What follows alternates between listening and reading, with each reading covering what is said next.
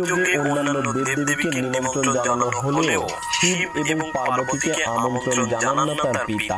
এরপরেও সতী দেবীর যজ্ঞ অনুষ্ঠানে উপস্থিত হওয়ায় দক্ষ শিবকে অপমান করেন। সতী নিজের বাবার কাছে স্বামীর অপমান সহ্য করতে না পেরে যজ্ঞের আগুনে আত্মাহুতি দেন এবং সেখানেই দেহ ত্যাগ করেন।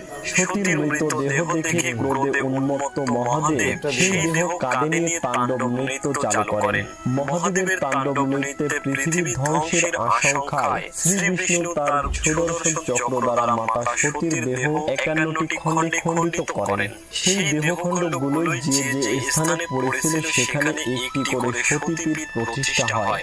বলা হয় তার জনিদেশটি কামরূপের নীলগিরি পর্বতে পতিত হলে তার ভার সহ্য করতে না পেরে কম্পিত পর্বত ক্রমশ পাতালে প্রবেশ করতে থাকে। তখন মা কামাখ্যা সেই ভার বহনের দায়িত্ব নেন। বলা হয় যে